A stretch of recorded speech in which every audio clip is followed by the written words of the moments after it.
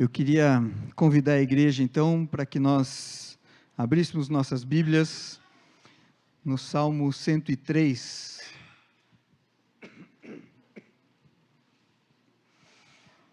Eu queria convidar a todos, quem puder, para ficar em pé, para que nós lêssemos juntos o Salmo 103, do versículo 1 até o versículo 8.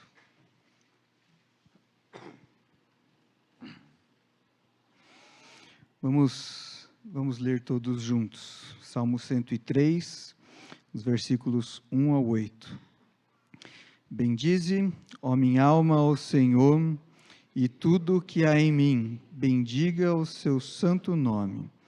Bendize, ó minha alma, ao Senhor, e não te esqueças nenhum só dos seus benefícios. Ele é quem perdoa todas as tuas iniquidades, quem sara todas as suas enfermidades, quem da cova redime a tua vida e te coroa de graça e misericórdia, quem farta de bens a tua velhice, de sorte que a tua mocidade se renova como a da águia. O Senhor faz justiça e julga a todos os oprimidos. Manifestou os seus caminhos a Moisés e os seus feitos aos filhos de Israel. O Senhor é misericordioso e compassivo, longânimo e assaz benigno. Amém. Esse é o nosso Deus. Eu queria chamar então agora a equipe de louvor para nos ajudar nesse momento. Nós vamos cantar um hino de dedicação dos nossos dízimos e ofertas.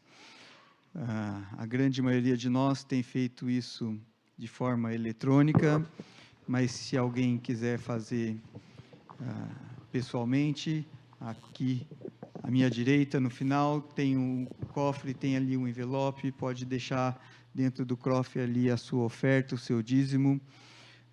Depois da música do hino que nós vamos cantar juntos, nós vamos orar novamente.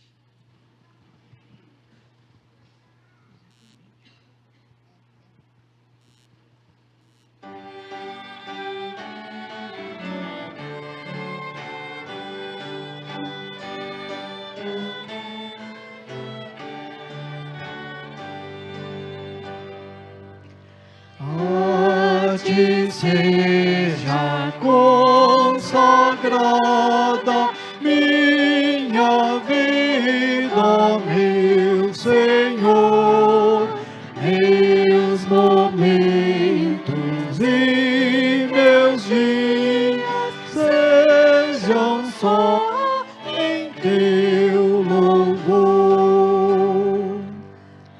Minha prata e ouro toma, nada quero te esconder. Minha inteligência guia tão somente em teu saber. A vontade minha toma, sujeitando a ti, Senhor, de meu coração fazendo o teu trono salvador. Meu amor e meu desejo sejam só teu nome honrar. Faze que meu corpo inteiro eu te possa consagrar.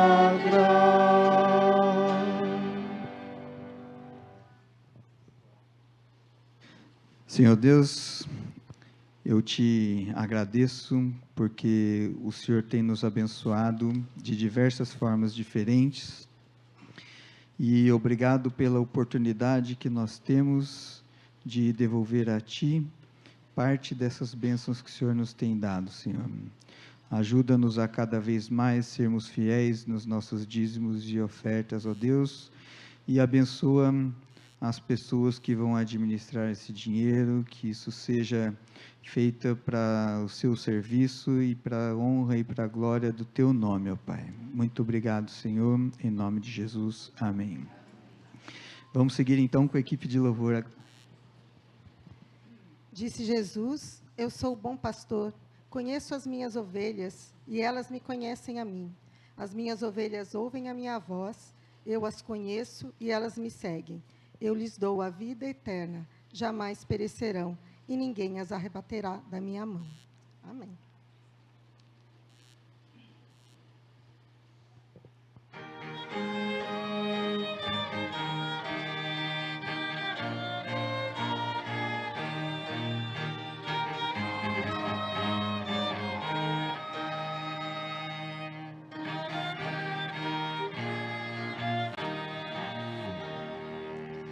Eis-nos ao pastor divino, todos juntos no lugar, como ovelhas congregados, teu auxílio a suplicar. Ser presente, o rebanho apacentar. Ser presente, o rebanho apacentar. Aos pedidos vem bondoso, tua voz fazer ouvir. Chama-te os transviados para teu amor fluir. Aos enfermos, prestas digna-te acudir. Aos enfermos, prestes digna-te acudir.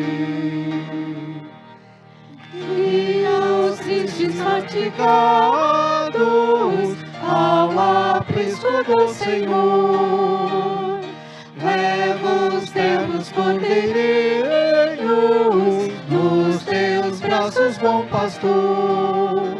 As pastagens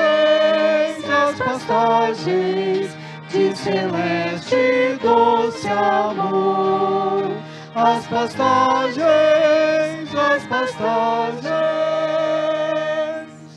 de celeste e doce amor. Ó Jesus, nos escuta nossa humilde petição.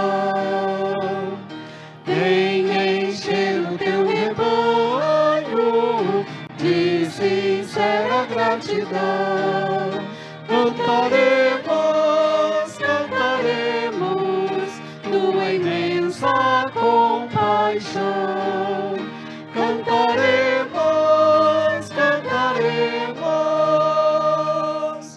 tua imensa compaixão. Bendito és tu, Senhor Deus, nosso Pai, de eternidade em eternidade. Teu, Senhor, é o poder, a grandeza, a honra, a vitória e a majestade, porque teu é tudo quanto há nos céus e na terra. Tu dominas sobre tudo. Agora, pois, ó nosso Deus, graças te damos e louvamos o teu glorioso nome. 1 Crônicas 29, 10 a 13.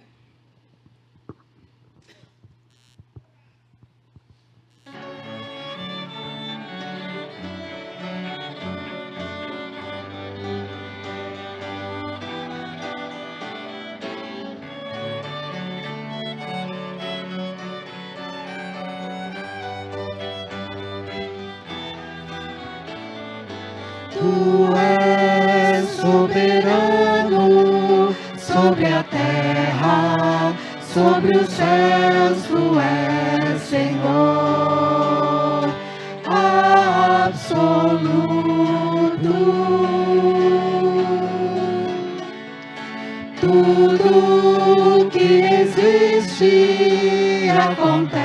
acontece, tu sabes muito bem, tu és tremendo.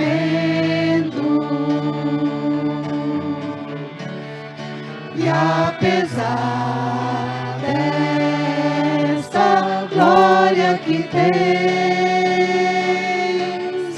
tu te importas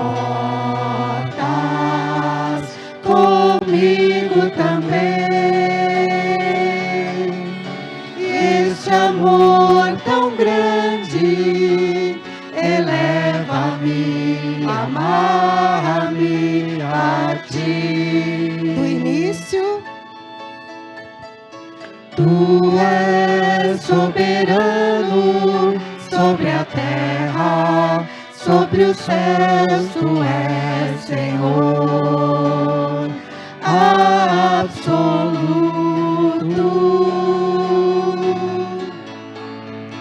Tudo que existe acontece, tu sabes muito bem, tu és tremendo.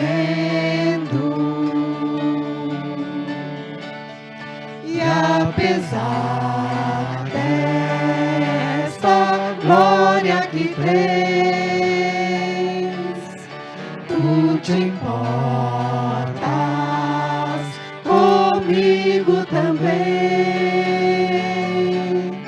Este amor tão grande eleva-me, amarra-me a ti. Tu és tremendo.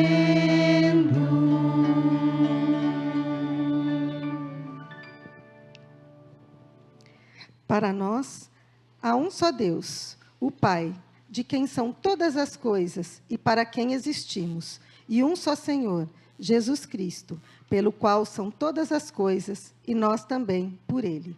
1 Coríntios 8:6.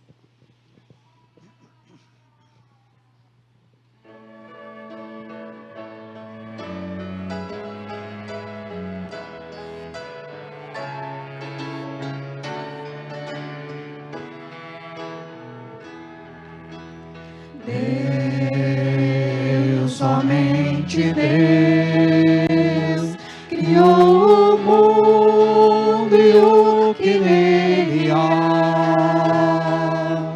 O ser que pode respirar existe para mostrar a glória do Senhor. Deus, somente Deus, os seus mistérios pode revelar. Os seus desígnios quem jamais um dia conheceu, pois Deus somente é Deus. Deus, somente Deus, domina o trono do universo.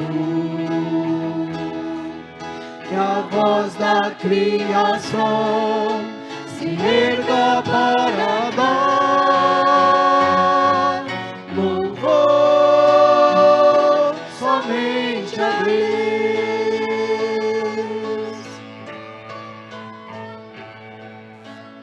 Deus, somente Deus, o ser na mente em nós a te inspirar.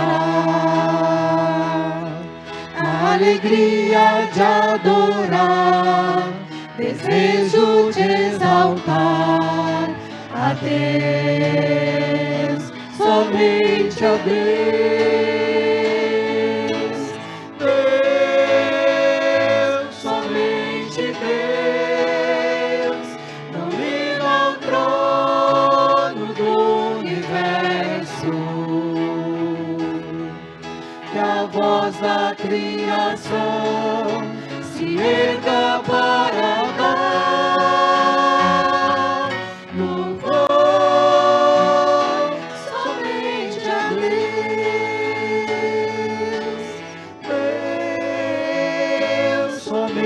de Deus, domina o trono do universo. Que a voz da criação se erga para dar louvor somente a Deus.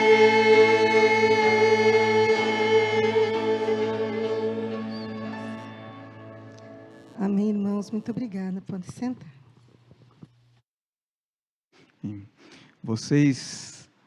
Vocês não têm o mesmo ponto de vista que nós aqui de cima, mas como é gostoso e bonito ver a igreja cantando assim, gente. Eu fico muito, muito feliz. Pastor, vamos orar e pela mensagem que vai ser trazida para nós nessa noite. Senhor Deus, muito obrigado pela vida do pastor Luiz César, Senhor. Abençoa nesse momento. Cuida para que as suas palavras nessa noite sejam importantes, impactantes para as nossas vidas, ó Deus. E ajuda-nos, Senhor, a te louvar, direcionando intencionalmente a nossa atenção para a mensagem e nos colocando dispostos a aprender, ó Pai. Muito obrigado, Senhor. Ajuda-nos nessa noite, nesse momento, em nome de Jesus. Amém, Pai. Obrigado.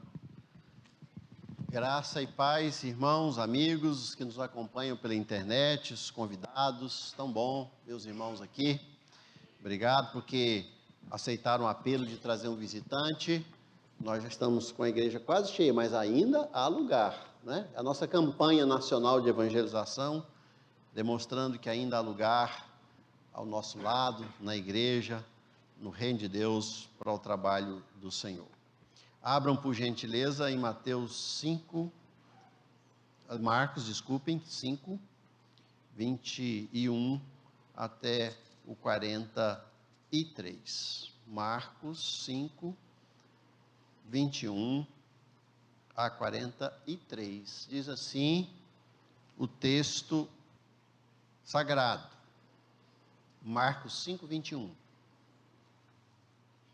Tendo Jesus voltado no barco para o outro lado, afluiu para ele grande multidão, e ele estava junto do mar. Eis que se chegou a ele um dos principais da sinagoga, chamado Jairo, e vendo-o, prostrou-se aos seus pés, e insistentemente lhe suplicou: minha filhinha está à morte, vem, impõe as mãos sobre ela, para que seja salva e viverá. Jesus foi com ele. Grande multidão o seguia, comprimindo-o. Aconteceu que certa mulher, que havia 12 anos vinha sofrendo de uma hemorragia, e muito padecera à mão de vários médicos, tendo despendido tudo quanto possuía, sem contudo nada aproveitar, antes pelo contrário, indo a pior. Tendo ouvido a fama de Jesus, vindo por trás dele, por entre a multidão, tocou-lhe a veste, porque dizia: se eu apenas lhe tocar as vestes, ficarei curada. E logo se lhe estancou a hemorragia, e sentiu no corpo estar curada do seu flagelo. Jesus, reconhecendo imediatamente que dele saíra poder, virando-se no meio da multidão, perguntou: quem me tocou nas vestes? Responderam-lhes seus discípulos: vês que a multidão te aperta e dizes: quem me tocou? Ele, porém, olhava ao redor para ver quem fizera isto. Então a mulher, atemorizada e tremendo, cônscia do que nela se operara, veio, prostrou-se diante dele e declarou-lhe toda a verdade. E ele lhe disse: filha, a tua fé te salvou, vai-te em paz e fica livre do teu mal. Falava ele ainda quando chegaram alguns da casa do chefe da sinagoga, a quem disseram: tua filha já morreu, porque ainda incomodas o mestre? Jesus, sem acudir a tais palavras, disse ao chefe da sinagoga: não temas, crê somente. Contudo, não permitiu que alguém o acompanhasse, senão Pedro e os irmãos Tiago e João. Chegando à casa do chefe da sinagoga, viu Jesus o alvoroço, os que choravam e os que pranteavam muito. Ao entrar, disse-lhes: por que estáis em alvoroço e chorais? A criança não está morta, mas dorme. E riam-se dele. Tendo ele, porém, mandado sair a todos, tomou o pai e a mãe da criança e os que vieram com ele e entrou onde ele estava. Tomando-a pela mão, disse: Talitá cumi, que quer dizer: menina, eu te mando, levanta-te. Imediatamente a menina se levantou e pôs-se a andar, pois tinha 12 anos. Então ficaram todos de sobremaneira admirados, mas Jesus ordenou-lhes expressamente que ninguém soubesse e mandou que dessem de comer à menina. Amém. Até aqui o texto. Depois eu oro com os irmãos, visto que o presbítero Roberto orou comigo. Pensei inicialmente em pregar 2 sermões nesse texto. O primeiro sobre Jairo e o segundo sobre a mulher enferma. Mas eu entendi que parece que o Espírito Santo quer assim, porque nos 3 evangelhos, nos sinóticos, é assim. Eu pensei, será que Marcos olhou só? Marcos viu que no meio do caminho havia uma mulher enferma, mas Mateus diz assim, Lucas, que são sinóticos porque são 3 evangelhos que têm a mesma ótica, diferentemente de João, e eles escrevem assim, que Jesus cura, Jesus está indo para curar uma menina que até então está apenas enferma, na informação inicial, só depois que ele chega na casa que diz que ela está morta, e no meio do caminho tem uma mulher que lhe toca e faz parte do contexto. O fato é que aqui nós temos 2 pessoas muito sofridas. Perder um filho é a maior dor que uma pessoa pode ter sobre a face da terra. Não tem dor igual. Nesses anos todos de ministério, o que eu tenho visto é muita dor quando alguém perde um filho. É muito difícil. Todo luto é difícil, mas perder um filho é a maior dor, a dor mais sangrenta, é a dor mais veemente, e é difícil sair disso. Minha mãe perdeu um filho, nosso irmão mais novo que eu, e a gente sofreu 2 vezes. A gente sofreu a dor da perda do irmão e a gente ainda sofre a dor da mãe, que perdeu o filho, e ela não se esquece, mesmo 3 anos depois. E aqui tem um homem que sabe que vai perder a sua filhinha de 12 anos, a menina, adolescente, a alegria do lar, devia encher a casa. E agora ela está enferma, e ele sabe que ela está muito ruim, e ele está muito abatido, muito abalado, e ele entende que precisa pedir socorro. Segundo desespero é de uma mulher que tem 12 anos, com uma doença incapaz de ser curada por qualquer médico. Ela já gastara todo o seu dinheiro, e ela só fica pior, e ela não sabe o que fazer.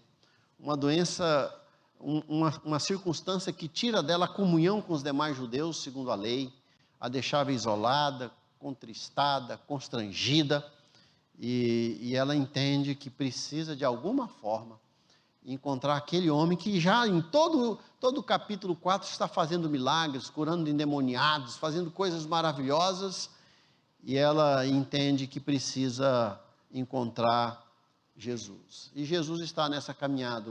Se nós olharmos todo o texto, Jesus trabalhou o dia inteiro, ele começou bem cedo, e ele vai dormir bem cansado. Ele não foi relapso, como eu poderia responder à irmã Marissa, que falou que Jesus não deixou nada despercebido, né? Ele ia vendo, percebendo aquilo que aconteceu. E eu chamo aqui de uma caminhada abençoadora. Jesus está caminhando e ele vai abençoando. E eu divido em 3 partes essa caminhada abençoadora. A primeira é que Jesus, enquanto caminhava, ele fazia o bem. Ele ele olhou para esse homem, esse chefe de uma sinagoga, e ele era um homem grande na cidade, o Jairo. É interessante que o Jairo tem nome, a mulher não tem nome aqui, mas não há menosprezo na Bíblia pelas mulheres, muitas mulheres na Bíblia têm nome. Jesus mesmo fala de Marta, de Maria, né? Nós temos outras pessoas na Bíblia, mas aqui parece que a mulher de fato queria ficar escondida. E Jairo não, Jairo é um homem muito importante, ele é principal da sinagoga, ele mandava muito, possivelmente em Cafarnaum, a cidade é pequena, mas Jairo é grande, e mesmo sendo grande, ele tem que se ajoelhar, ele tem que ir diante do Senhor, ele tem que se prostrar numa comunidade que não gostava de Jesus, uma comunidade que era tão farisaica, tão forte na sua lei, que não gostava do Salvador, mas ele encontrou Jesus e ele faz o pedido, ele diz para Jesus que a sua filhinha, verso 23, está à morte. Ele sabe, ele entende a gravidade, ele fez a leitura certa, e talvez ele saiu de casa correndo para encontrar o Salvador, e ele diz, vem, impõe sobre as mãos. Ele até diz a coreografia, ele até diz o que é para fazer, não é? Ó, vai ser assim, você vem, impõe as mãos sobre ela, porque ele já tinha visto isso acontecer, e ela vai ser salva, e a minha filhinha vai viver. E Jesus prestou atenção nesse homem, ele presta atenção. Ele prestou atenção na mulher, a mulher vem por trás, toca nas suas vestes, achando que com isso estava resolvido, tocou nas vestes por trás, mas teve que encarar Jesus. Não é nada passa despercebido ao Senhor Jesus. Os irmãos já viram na Bíblia como Jesus é atencioso. Por exemplo, ele fala de crianças dançando na praça. As crianças tocam flauta e outras dançam. Ele viu crianças na praça. Ele viu a viúva que caminhava numa procissão fúnebre para enterrar o seu filho. Ele viu o cego, que ninguém queria prestar atenção, quando ele grita, Jesus, tem misericórdia de mim, e querem abafá-lo, ele chega e diz, não, as crianças querem encontrar, hoje a gente comemora o dia das crianças têm um tino para saber quem gosta delas, e elas queriam ir até Jesus, e os discípulos, não, para com isso, molecada. Mas Jesus, não, deixe que elas venham. Elas vinham, e criança sentiu que era ali. Ele pega, a Bíblia diz que ele as abençoava. Ele gosta de criança, ele gosta de gente enferma. Ele gostou do fariseu que quis ouvir do Salvador, de gente simples. Jesus sempre presta atenção, ele prestou atenção no possesso. Pastor Aguinaldo pregou aqui domingo de manhã. Jesus fez a distinção entre o demônio e o possesso, entre o que possuía e o que era possuído. Ele olhou para aquele ser que vinha conversar com ele, mas Jesus entendeu que há uma possessão, tem um demônio, ou tem demônios, mas tem um ser. Ele expulsou os demônios, não a pessoa, e ele cuidou da pessoa. Ele presta atenção em gente doente. Ele entra na casa, por exemplo, de Pedro, em Cafarnaum, e num dia qualquer, e Pedro talvez o receba, a esposa de Pedro e tal, e aí Jesus deve perguntar, está tudo bem? E ele diz, está tudo bem, a sogra que não está bem, está ali, está enfermo, está com febre. Para idoso ficar com febre, pode ser uma infecção, alguma coisa assim, e Jesus foi lá. Eu imagino a cena, o texto diz que Jesus chegou e a pegou pela mão, e fica boa, sara, e ela levantou, a puxou para o lado dele, ela sarou, e é interessante que o texto, que todos os sinóticos dizem, que ela passou a servi-lo. Que coisa boa, né? Uma mulher acostumada ao serviço da casa, às lides do lar, a servir quem passava por ali, e agora ela não pode, mas quando ela sara, a primeira coisa, o primeiro ímpeto que está na sua mente é levantar e servir. Quem é alvo das bênçãos do Senhor, quem é agraciado como nós, só pensa em servir. Porque não tem nada mais importante sobre a face da terra do que servir a quem nos abençoou tanto. E ela passa a servi-lo e Jesus presta atenção. Da mesma forma, queridos irmãos e amigos, Jesus presta atenção em nós. Ele conhece o nosso andar. Ele conhece o nosso travesseiro molhado quando a gente chora. Ele sabe quando as coisas estão difíceis para valer para a gente. Ele vem ao nosso encontro, ele sabe, ele tem olhos maravilhosos. O famoso pregador Antônio Vieira, ele falando de Jesus andando, ele fala dos evangelhos, ele diz, olha assim, houve um tempo, dizia ele, se referindo ao Antigo Testamento, e ele diz, houve um tempo em que o nosso Deus não tinha mãos e nem pés nessa terra para nos abençoar. Mas em Jesus, dizia Vieira, Deus tem mãos, Deus tem pés, Deus tem olhos. E Ele sabe exatamente onde eu moro, o que eu faço, o que eu penso, o que eu sinto, a minha alegria, a minha tristeza. E o fato dele me conhecer não me constrange, porque quando uma pessoa conhece bem a gente, a ideia que a gente tem é que aquilo, de certa forma, nos constrange, né? Por isso, maridos e esposas têm que se darem bem. Porque, às vezes, a pessoa conhece tanto a gente que vê até quando nós estamos falhando. Eu citei aqui, não sei se foi aqui, o Vivaldi, grande compositor, na época ainda de aluno, ele foi para o interior e montou uma orquestra na cidade, e ele conduzia aquela orquestra de qualquer jeito. E a orquestra era boa para a cidade do interior.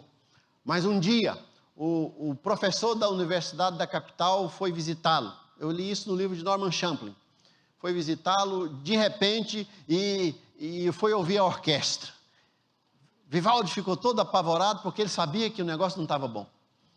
Estava bom para a cidade, mas não estava bom para o professor. E ele conduziu a orquestra. Quando terminou, as pessoas ficaram em pé, aplaudiram, bravo, bravo, bravo, bravo.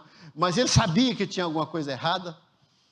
E aí ele disse que lá na porta, quando foi cumprimentar, no livro Champlin disse que o professor o cumprimentou e só olhou para ele e falou assim, Vivaldi. Pronto, só isso, e foi embora. De vez em quando, eu acho que Jesus faz isso com a gente, né? Ele vem aqui, ó, Vivaldi, cuidado, eu te conheço. Eu sei que você pode oferecer mais do que isso. Eu sei que você relaxou. Eu sei que você pecou. Eu sei o que você anda fazendo. Eu te conheço. Eu sei onde você mora, onde você dorme. Conheço a sua conta bancária. Conheço a sua despensa. Conheço o seu coração. Conheço a sua família. Eu sei por onde você andou. E isso é maravilhoso. E mesmo esse Senhor Jesus que veio buscar e salvar o perdido, conforme Lucas 19:10, enquanto Ele anda por aqui, Ele vai nos abençoando, nos dirigindo e vai cuidando de nós de forma especial. Jesus continua fazendo bem. Você já se perguntou o que é que Jesus faz hoje? Porque nós somos acostumados em nossas músicas a olhar para trás.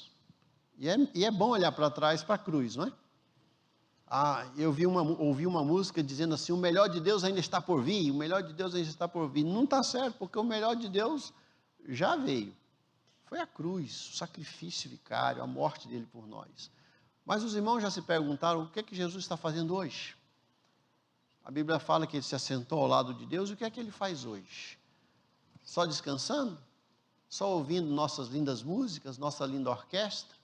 O autor aos Hebreus, capítulo 4, 15 e 16, responde, porque nós não temos sumo sacerdote que não possa compadecer-se das nossas fraquezas.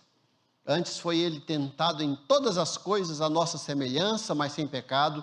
Acheguemo-nos, portanto, confiantemente junto ao trono da graça, a fim de recebermos misericórdia e acharmos graça para socorro em ocasião oportuna. É ali que ele está.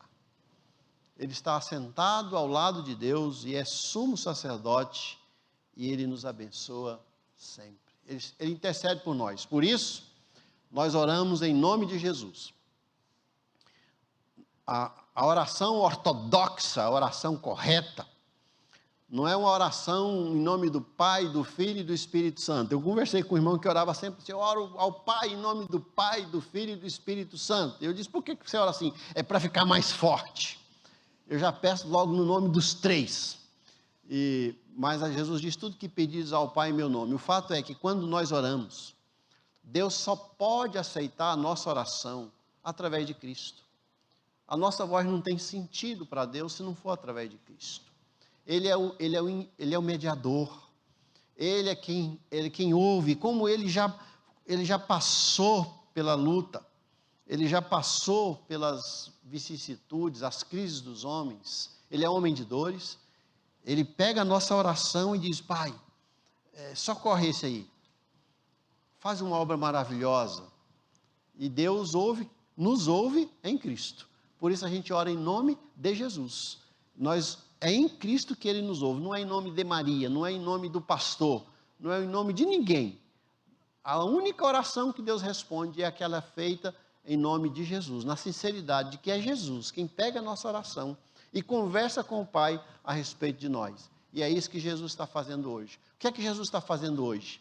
Ele está assentado à destra de Deus e Ele conversa com Deus a respeito de nós. E Ele intermedia as nossas orações, Ele nos representa diante do Pai. O Pai só nos suporta por causa do Filho que nos representa, que está sentado ao seu lado.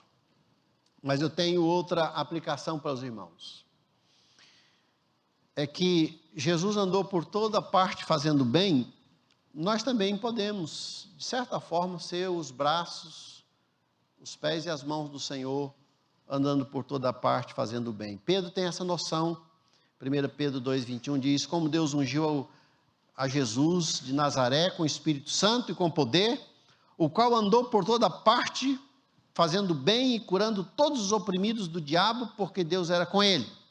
E aí, esse é Atos 10, 38, Pedro fala lá e ele fala na epístola: porquanto para isso mesmo foste chamados, pois que também Cristo sofreu em vosso lugar, deixando-vos o exemplo para seguirdes os seus passos. Aqui nós temos o desafio de também abençoarmos pessoas enquanto estamos por aqui. Nós somos os braços do Salvador. Eu conheci um senhor que a igreja dele ia para Jerusalém, para aquelas viagens para a Terra Santa, e todos os irmãos viram à frente e ele não foi. E ele diz: meu Deus, será que um dia eu poderia ir lá onde o Senhor andou? Essa foi a oração dele à noite. Eu queria andar onde o Senhor andou. Eu queria andar onde o Senhor andou. E ele tinha um ministério lá no morro, de libertação, de orar com os traficantes, tanta coisa assim. Ele disse que sentiu Deus falando ao seu coração, falou: meu filho, o importante não é você andar onde eu andei, mas eu andar através de você no morro. Quando você sobe o morro, eu subo.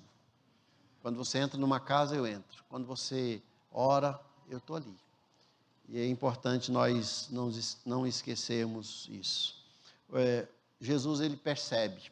É muito, muito interessante que essa mulher, por exemplo, no verso 34, que ela não tem nome. Mas no verso 34, depois da cura, Jesus disse que ela tem como uma forma de ser chamada. Como é que ele a chama aí no verso 34? Filha. É filha. Você pode não ter nome, mas você é filha. E tem alguma coisa melhor do que ser chamado de filho, de filha? Em João 1,12 diz que aqueles que receberam a Cristo, Deus deu-lhes o poder de serem chamados filhos de Deus. Apocalipse 21,7 diz: e eu, no final de tudo, eu serei o seu Deus e ele será o meu filho. Jesus anda por toda parte fazendo bem. E ele ainda faz. E ele quer que nós andemos por aí fazendo bem também. Suas mãos são deles.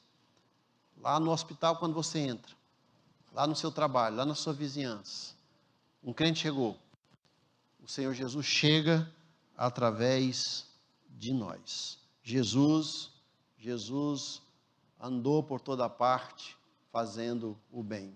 Segunda lição que nós temos aqui é que Jesus reina sobre tudo. Observem os irmãos que no capítulo 5 inicia com Jesus expulsando o demônio.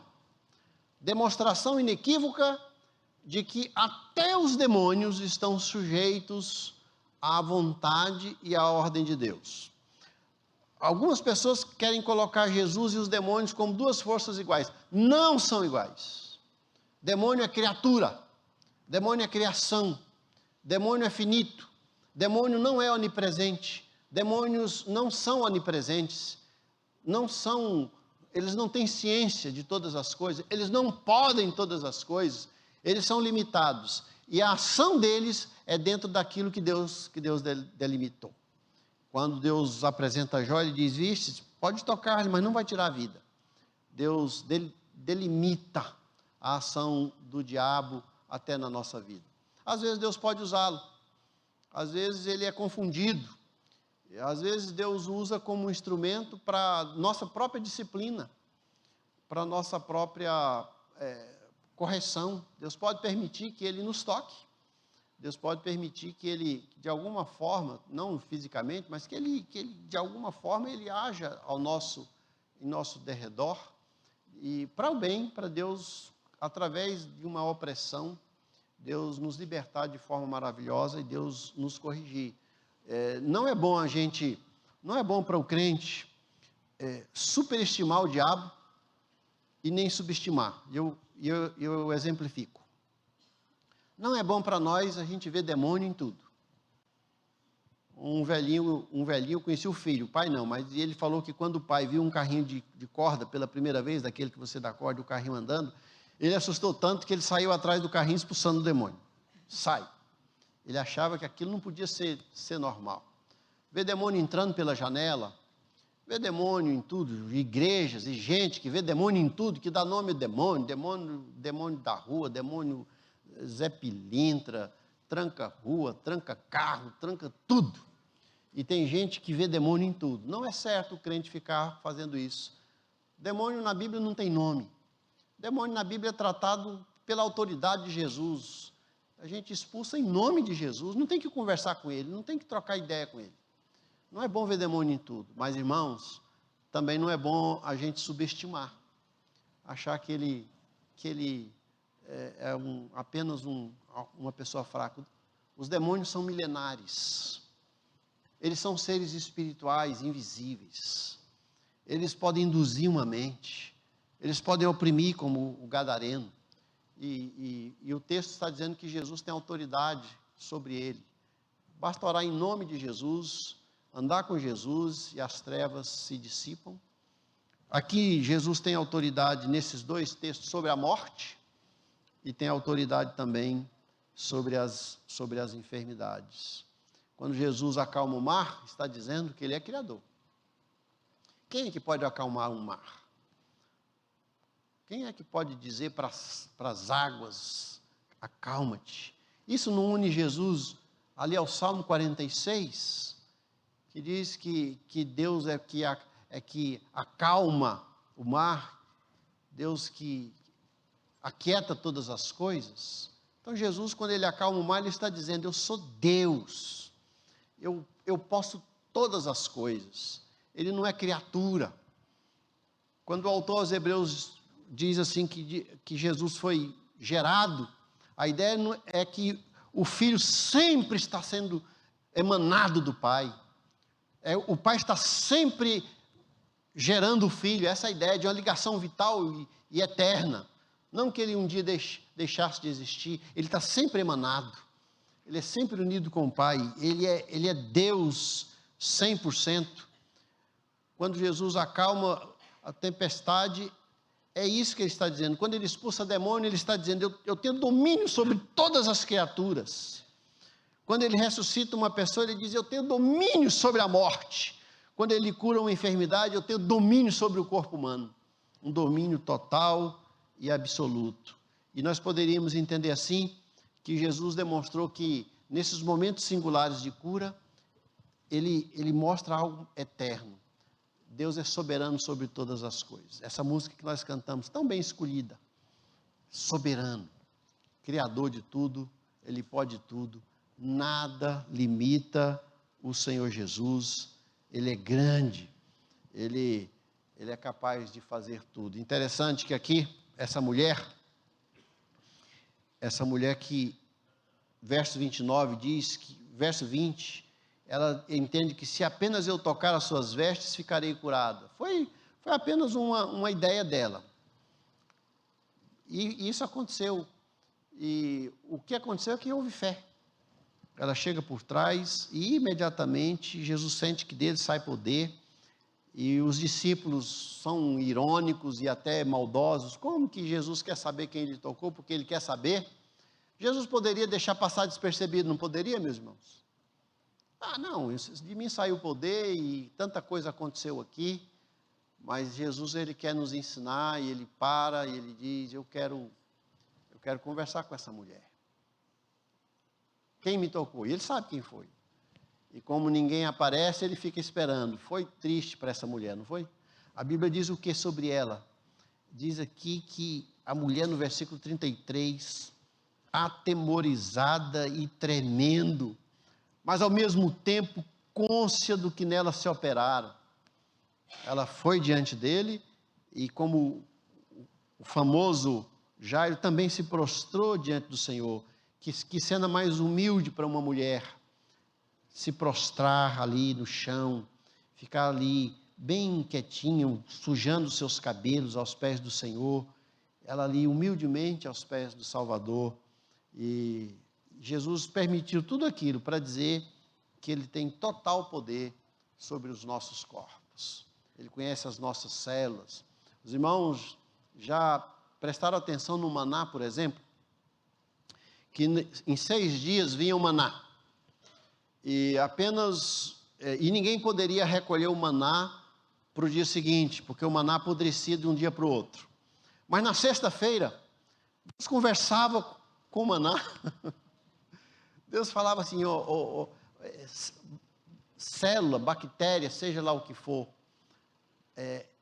a partir de agora você não vai apodrecer. Um Deus universal, mas um Deus que conversa com pão.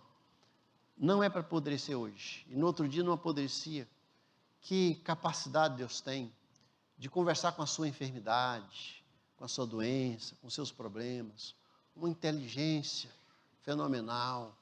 Algo que Deus faz que homem algum pode fazer. E tive uma experiência algum tempo atrás de uma querida nossa que tinha um problema de um carro desses financiados, vendidos, que alguém vendeu para ela sem pagar as prestações. O negócio não tinha jeito, humano, não tinha jeito. Eu chamei meu filho, que é advogado, falei, meu filho, você vai ajudar aqui, lê isso aqui para mim, gasta um dia lendo. Ele leu todos os documentos, ele leu o documento do banco, documento do carro, documento de tudo. A mulher estava viúva, não tinha mais o que fazer, e ele falou assim, pai, não tem jeito, não tem jeito. Ligou para o banco não aceita, Detran não aceita, não tem como resolver o carro está ali parado, não tem como ficar, e nem como vender, e nem como pagar, não tem nada a ser feito, nada. E a Valdenice e eu estávamos lá naquela noite, e a gente foi dormir, de madrugada eu acordei, o solzinho entrou ali pela janela, eu já sentei na cama, e eu falei, meu Deus, homem nenhum pode fazer isso aqui, mas o Senhor é inteligente demais. O Senhor pode resolver isso aqui. Deus pode fazer em 5 minutos o que o homem não pode fazer em 50 anos, dizia Lloyd Jones. Só tem uma solução para isso aqui. Eu não sei o que fazer, ela não sabe, meu filho não sabe, o despachante não sabe, o dono da loja de carro, que é amigo nosso, não sabe, o Detran não sabe, ninguém sabe. Mas o Senhor sabe. E eu acordei de manhã e me veio na mente só uma coisa. Em nome de quem está o documento do carro? Eu abri o documento, falei, filho, tem como a gente achar esse homem aqui? Está aqui. Meu filho pegou, e os jovens são, na internet não tem ninguém, né? Ele olhou aqui, com 5 minutos, ele me deu o telefone, o celular do dono do carro. Coisa incrível. Eu ficaria o dia inteiro e não acharia. Aí ele me deu o telefone, eu entrei no mesmo quarto onde eu sentei e orei. Eu liguei, atendeu um senhor, não vou citar o nome. Falei, olha, aqui é pastor Luiz César e eu estou falando a respeito de um carro assim, assim, assim, que está no seu nome, alienado, bagunçado. Ele começou a chorar e ele falou assim, o senhor é pastor? É. O senhor acredita que nos últimos 4 anos eu tenho orado para que um homem de Deus me ligue para falar sobre esse carro, porque a minha vida está toda atrapalhada por causa desse carro. E como é que a gente resolve isso? O senhor quer receber o carro de volta, com multa, com dívida? Ele falou assim, eu quero pegar esse carro. 3 dias depois ele chegou com um caminhão, colocou o carro em cima dele. Isso já fazem 3 ou 4 anos, a gente nunca mais ouviu falar do carro. Deus resolveu em 5 minutos o que não podia fazer durante anos.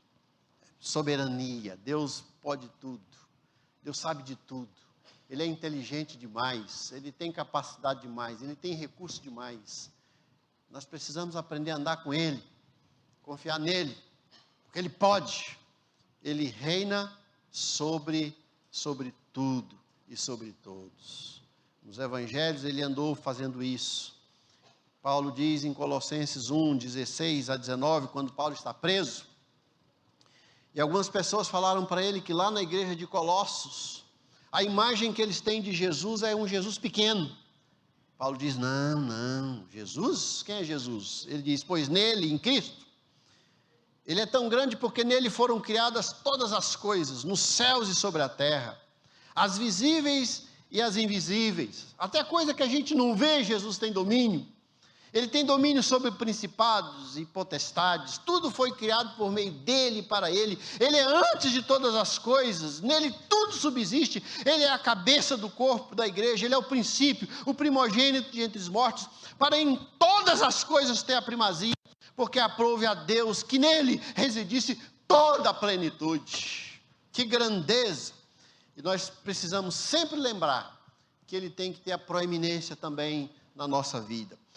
Quando alguém me pergunta qual é o maior problema da igreja hoje, eu digo, o problema hoje é cristológico, falta Jesus ser o cabeça da igreja. A igreja não é do pastor, não é do presbítero, não é da liderança, não é de alguém que está aqui há muito tempo. A igreja tem um cabeça, Paulo diz, o Senhor Jesus, Ele é que é o primaz, Ele é que tem a primazia. Pessoas passam, mas a igreja fica, porque Jesus é o seu sacerdote primário, o seu cabeça, e ele tem a primazia em todas as coisas. Tem que ter a primazia na nossa conta, na nossa igreja, tem que ter a primazia na nossa conta bancária, no nosso lar, sobre os nossos filhos. Ele é o cabeça de tudo. O nosso maior problema é a primazia de Cristo. A gente faz muita coisa pela nossa força, mas Jesus tem que ser o primaz. Terceira ação de Jesus nessa caminhada, e última, é que Jesus ouvia e ouve as orações. Ele poderia aqui no capítulo 5, verso 21, quando esse homem vem falar com ele e diz assim, minha filha está à morte, você vem comigo e põe sobre ele as mãos. Olha o versículo 24, Jesus foi com ele. Que gentileza do Salvador, não é, meus irmãos?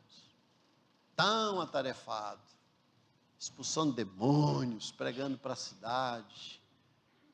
O senhor pode ir lá em casa, conversar, visitar minha filha, colocar tuas mãos sobre a minha filha?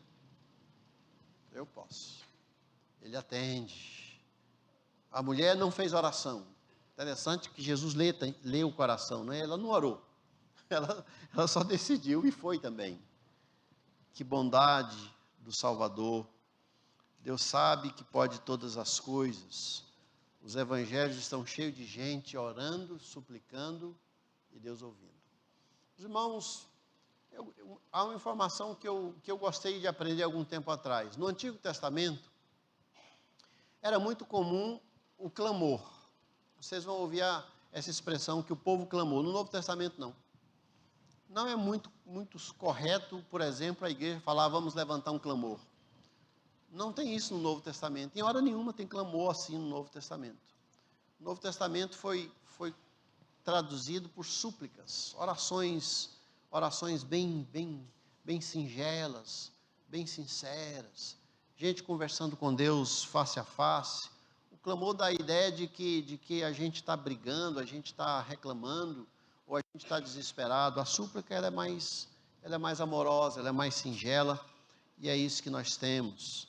O Senhor Jesus, em João 14, 13 e 14, ele diz, e tudo quanto pedirdes em meu nome, isso eu farei, a fim de que o Pai seja glorificado no Filho. Se me pedirdes alguma coisa em meu nome, eu farei. Quero apenas destacar que quando diz assim, tudo quanto pedirdes em meu nome, isso eu farei, que pode abrir uma brecha muito grande para a gente pedir o que quiser, né? Eu quero uma Ferrari. Os jovens podem dizer, eu quero casar com a moça mais bonita de São José dos Campos. E as moças pedirem para casarem com os melhores rapazes dessa cidade. Tem que ser assim. Mas observem que o versículo que está aí está dizendo para que o Pai seja glorificado. A oração que Deus responde é que o Pai é glorificado. Se não for para Deus ser glorificado, Deus não responde.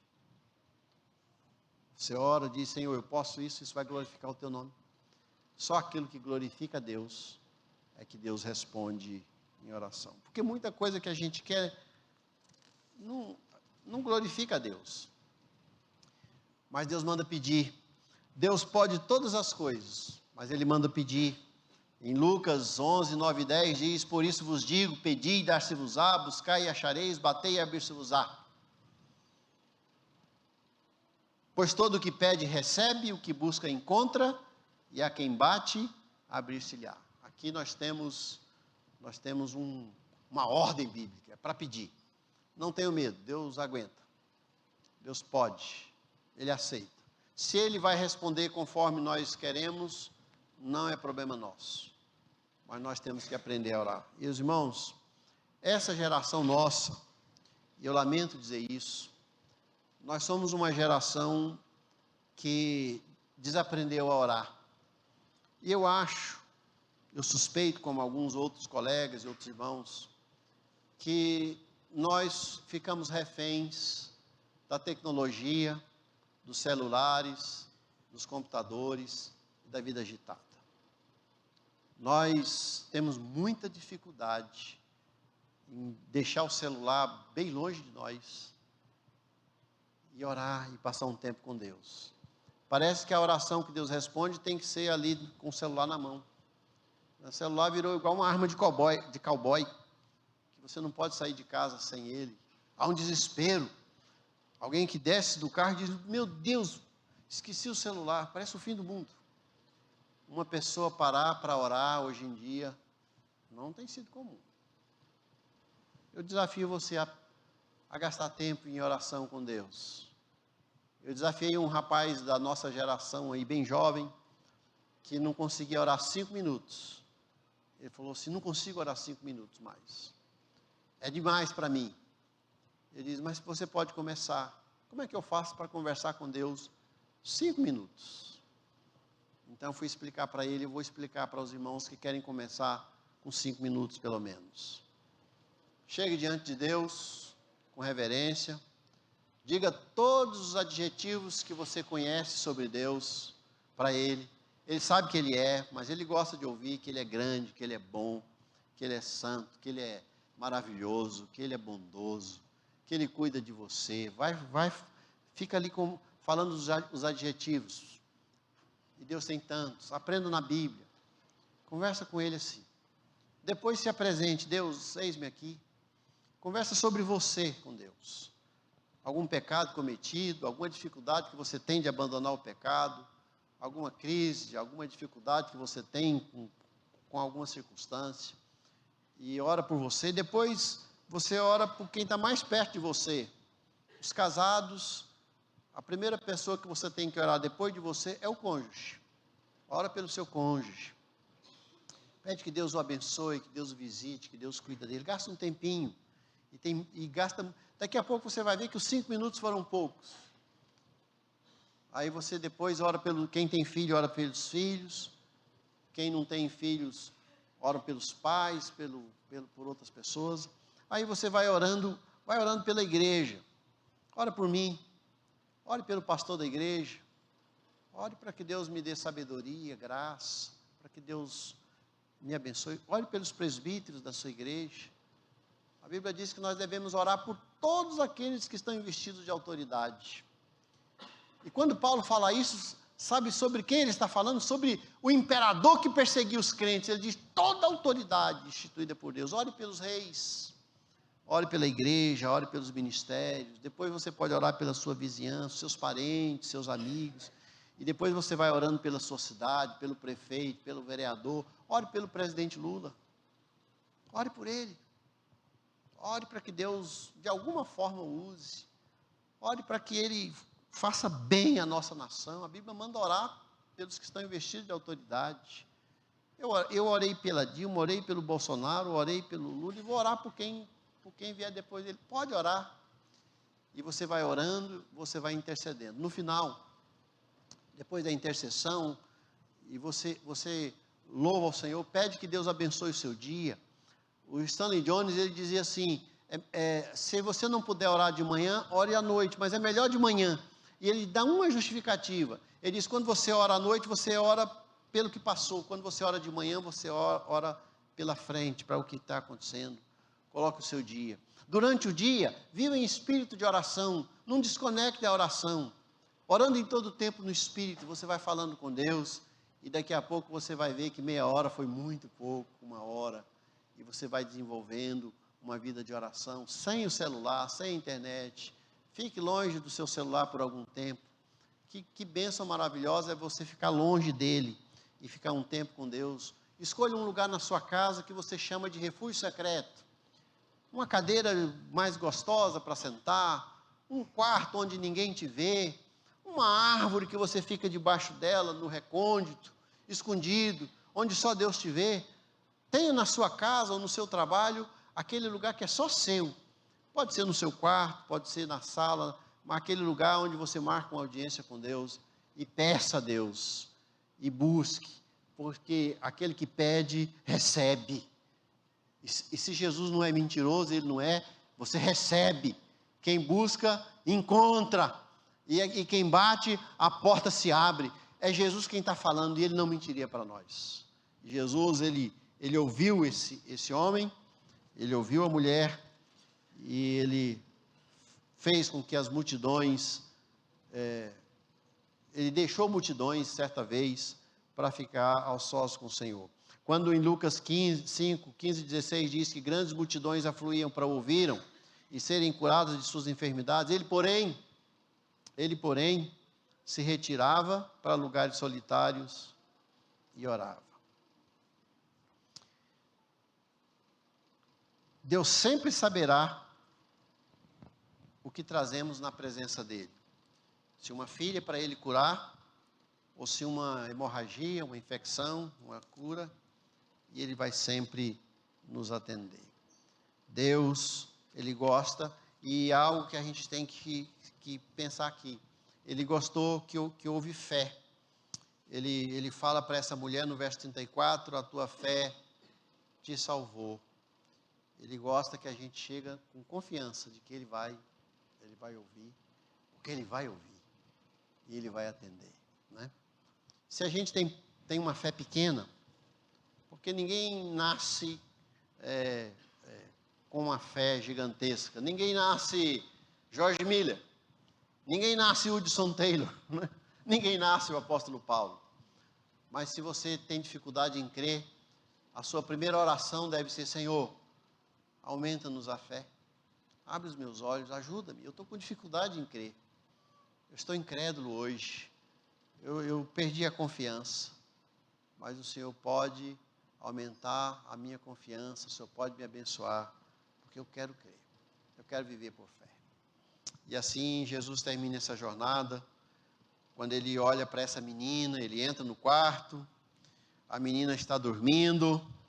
Aqui tem o anúncio da ressurreição de todas as pessoas sobre a face da terra. Quando ele olha para a menina e diz: menina, eu te mando, levanta-te. Ele ouviu as orações. Como alguém que morreu pode ouvir Deus? Deus pode. Como alguém morto sem Jesus, nos seus pecados, pode ouvir a Deus. A voz de Cristo pode ressuscitar um morto. A voz de Cristo pode levantar um pecador. A voz de Cristo pode despertar a alma. E Ele ouve as orações. Que Deus nos ajude. Deus sempre saberá nos ajudar. Ele sabe quando a gente tem medo. Ele sabe quando a gente tem desespero. Mas Ele quer que nós cheguemos diariamente em oração.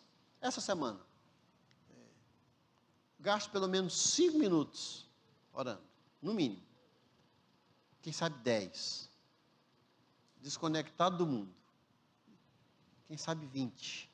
E você tem uma vida de oração e você vai saber como é bom conversar com Deus. Meus irmãos, nessa vida de pastor e agora dirigindo a ICEB nos últimos anos, problemas também iguais os dos irmãos, crises.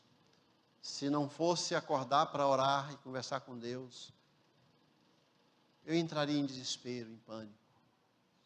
As lutas são tão grandes muitas vezes, que eu faço como Martinho Lutero, quando ele dizia: hoje eu tenho tanta coisa para fazer, que eu preciso passar as primeiras horas do dia orando, acertando, combinando com Deus, antes de colocar o rosto ao sol, e falar: Deus, hoje vai ser um dia daqueles difíceis para valer, por isso, me abençoa, me ajuda, anda na minha frente, coloca palavras na minha boca, me dê inteligência, trabalha por mim. O bispo Fenelon certa vez entrou numa crise tão grande, que ele foi orar e falou: Senhor, eu não consigo orar, não consigo mais orar, dizia aquele bispo atribulado. Quem cita isso é James Houston no livro Orar com Deus. Senhor, eu não consigo orar, porque eu estou muito atribulado. Às vezes a tribulação é tão grande que a gente não consegue orar como Ana, ou não conseguimos falar com Deus porque faltam-nos as forças. E o bispo Fenelon dizia assim: Senhor, ora por mim, ora por mim. E aí ele disse: Senhor, ora em mim. Ora em mim. Eu nunca tinha ouvido essa expressão, ora por mim. Ele pede que o Senhor Jesus ore por ele, e não é uma oração muito longe, porque a Bíblia fala que o Espírito Santo intercede por nós, com gemidos inexprimíveis. Mas aí, quando ele não podia orar mais, ele falou: Senhor Deus, ora em mim, ora em mim.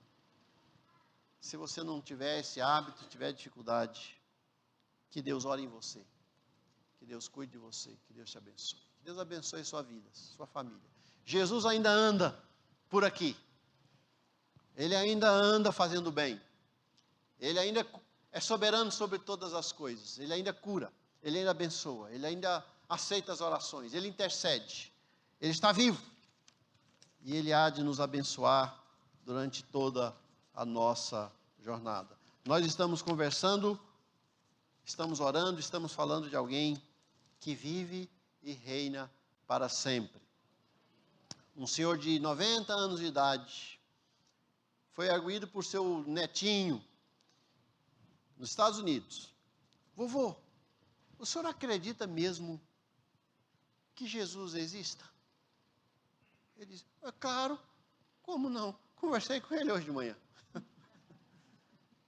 Ele existe, Ele é vivo, Ele está ao nosso lado, Ele está conosco todos os dias, Ele nos conhece, Ele sabe quando você vai embora, Ele sabe quem vai levantar amanhã e o que você vai fazer, Ele pode tudo, Ele sabe tudo e Ele te ama em tudo. Feche os seus olhos e ore um pouquinho, enquanto os irmãos se preparam para uma música, e eu quero orar daqui a pouquinho. Ora você primeiro.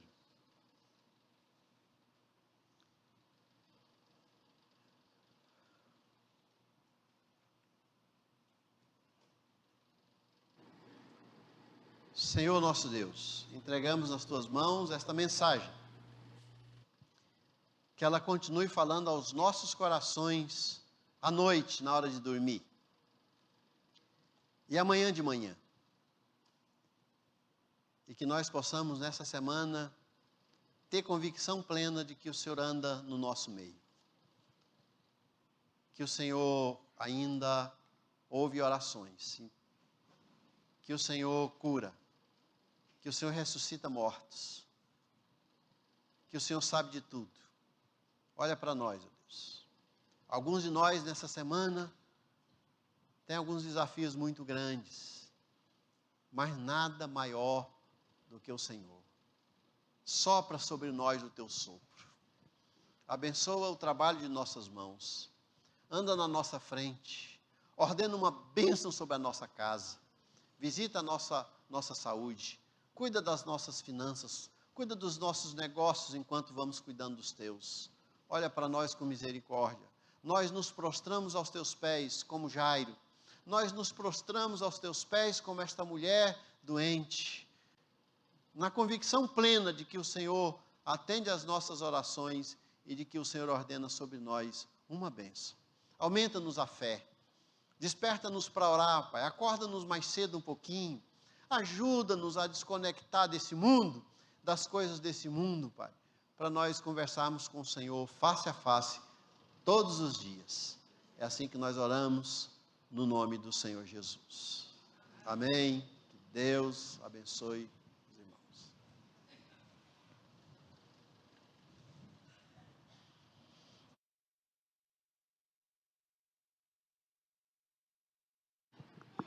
Convido os que puderem a ficar em pé para cantar conosco esse hino, ligado à mensagem do pastor.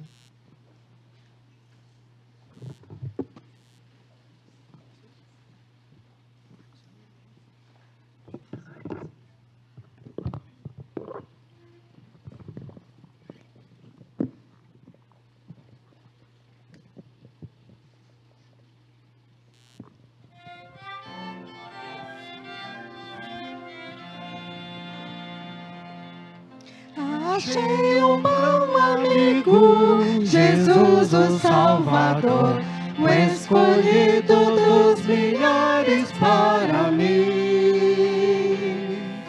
Dos vales é o lírio, o forte mediador, que me purifica e guarda até o fim. Consolador, amador, meu protetor do mal, a solicitude minha toma-se. Dos vales é o lírio, a estrela da manhã, o escolhido dos milhares para mim. Levou-me as dores todas, as mágoas lhe entreguei. Nele tenho firme abrigo em tentação. Deixei por ele tudo, os ídolos queimei. Ele faz-me puro e santo coração. Que o mundo me abandone, persiga o tentador. Meu Jesus me guarda da vida ao fim. Dos vales é o lírio, a estrela da manhã, o escolhido dos milhares para mim. Não me desampara nunca, nem me abandonará. Ser fiel e obediente aqui viver.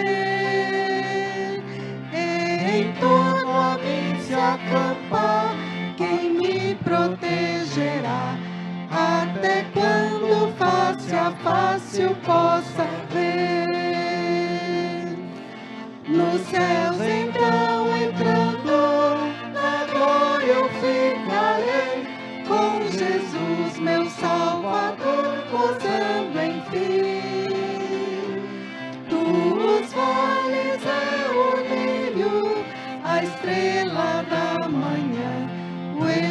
escolhido dos milhares para mim. Obrigada, irmãos. Podem sentar.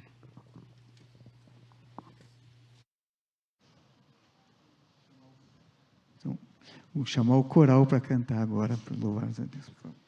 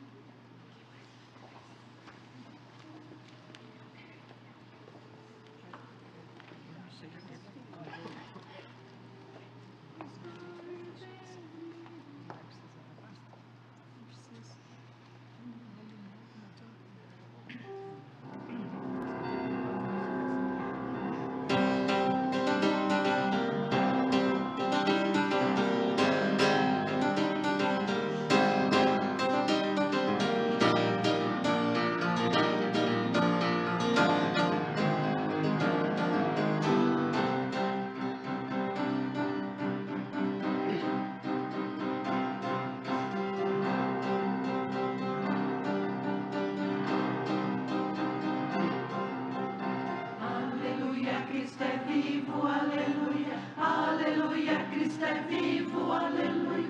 Aleluia, Cristo é vivo, aleluia. Aleluia, Cristo é vivo, aleluia. Aleluia, Cristo é vivo, aleluia. Aleluia, Cristo é vivo, aleluia.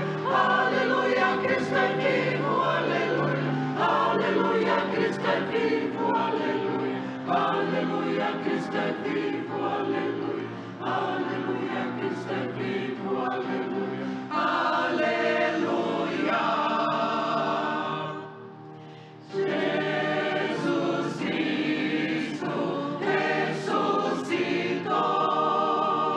Jesus Cristo ressuscitou. Aleluia. Aleluia.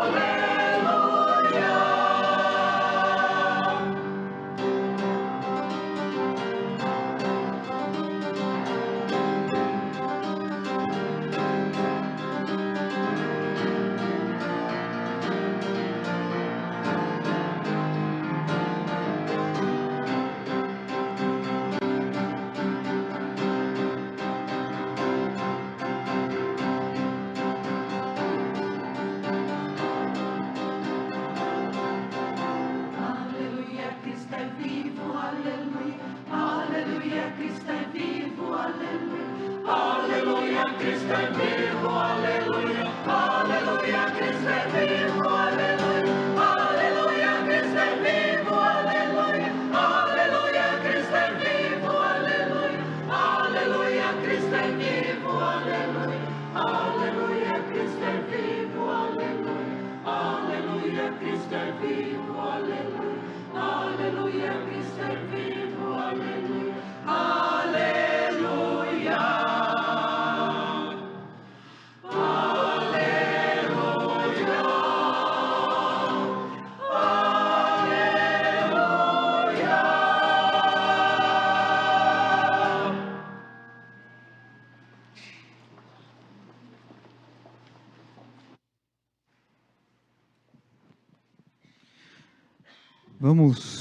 Vamos orar, e em seguida o pastor vai impetrar a bênção.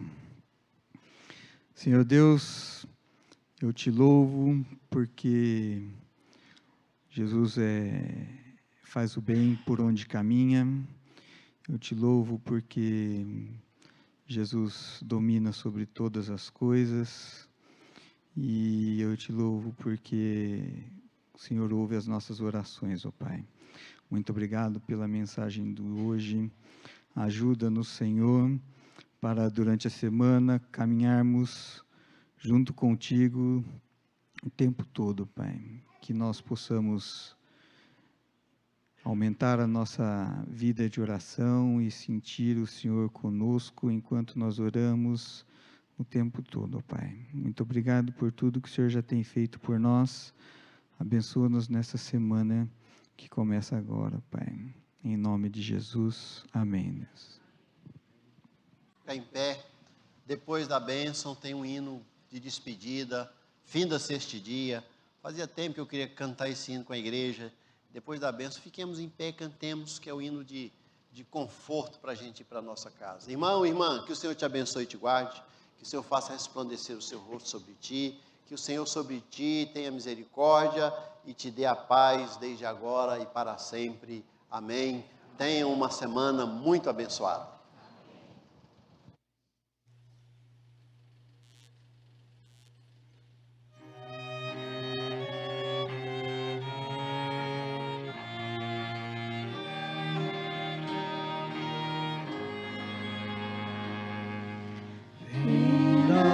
Este dia que meu Pai me deu, sombras vespertinas cobrem já o céu. Ó Jesus bendito, se comigo estás, eu não temo a noite, vou dormir em paz. Hoje com pecados eu te entristeci, mas perdão te peço por amor de ti. Sou teu pequenino, livra-me do mal, em sossego alcanço pouso natural. Guarda o marinheiro no violento mar, e ao que sofre dores, queiras confortar. Ao tentado estende tua mão, Senhor. Manda ao triste aflito o Consolador.